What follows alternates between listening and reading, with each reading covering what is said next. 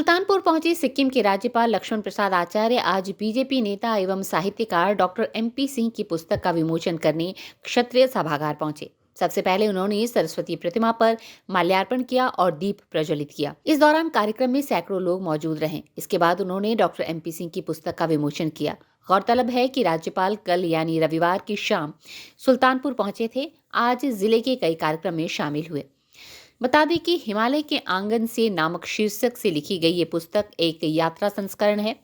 वहीं मीडिया से रूबरू हुए सिक्किम के राज्यपाल लक्ष्मण आचार्य ने कहा कि दुनिया में देश की ताकत बढ़ी है, प्रतिष्ठा बढ़ रही है, विदेश में भारत का गौरव बढ़ रहा है, पुराने दिन वापस आ रहे हैं। उन्होंने डॉक्टर एमपी सिंह का धन्यवाद किया। उनका कहना है कि जब पूर्वोत्तर राज्यों को लोगों ने नहीं देखा तो भारत को नहीं देखा।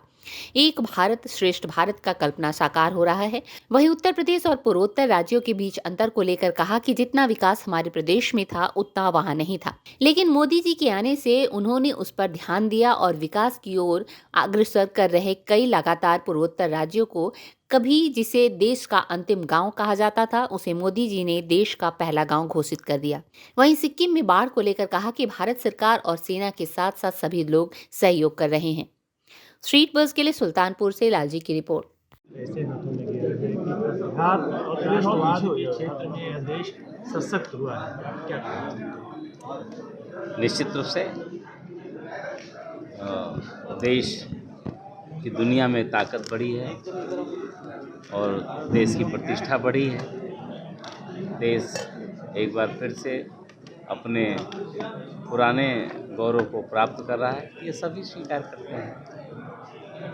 आज पुस्तक का विमोचन किया है आप, इस संस्मरण के बारे में आप? मैं इस पुस्तक के लेखक डॉक्टर एमपी सिंह जी का धन्यवाद करता हूँ कि इन्होंने पर्यटन बढ़ावा की दृष्टि से एक अच्छा काम किया है कश्मीर के बारे में। और जहाँ का मैं सिक्किम का मैं राज्यपाल की जिम्मेदारी है, मेरे सिक्किम का वर्णन को बड़ा सजीव वर्णन किया है।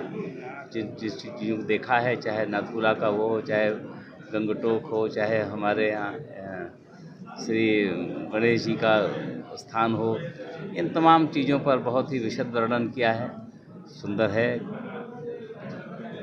सिक्किम के बारे में कहते हैं कि जहाँ प्रकृति मुस्कुराती हो सिक्किम है, बहुत ही निश्चित अच्छा है।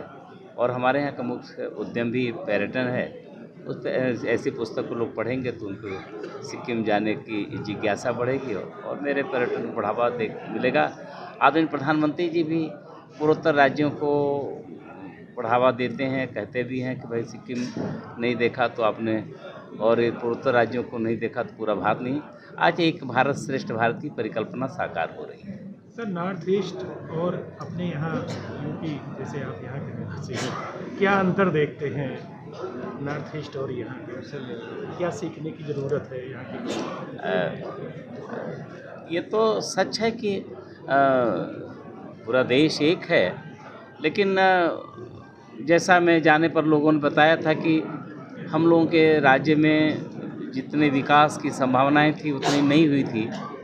आदरणीय प्रधानमंत्री जी ने जब इधर ध्यान दिया, विशेष पैकेज दिया, उनके जीवन को भी हर पूरे स्थान से जोड़ा। उनके अंतिम गांव जो होते थे, कभी देश के अंतिम गांव होते थे, सीमा राज्य का अंतिम गांव होता था, उसको उन्होंने पहला गांव घोषित किया। ऐसे जो वाइब्रेंट गांव थे उनको विकसित गांव बनाने के लिए उन्होंने तमाम योजनाएं दी, वहाँ वो सुविधाएं दी। और उन्होंने कहा कि आप देश के अंतिम गांव नहीं हो, आप देश के पहले गांव हो।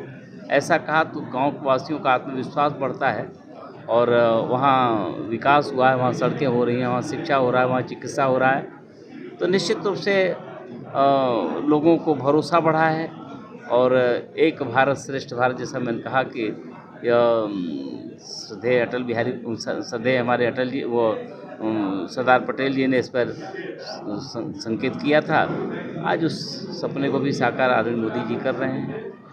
विकसित भारत का सपना साकार हो रहा है। उन्होंने देश की युवाओं को आह्वान किया कि 2047 तक के विकसित भारत बनना है। तमाम प्रकार के इस प्रकार के कार्यक्रम चल रहे हैं, इससे समृद्धि बढ़ रही है।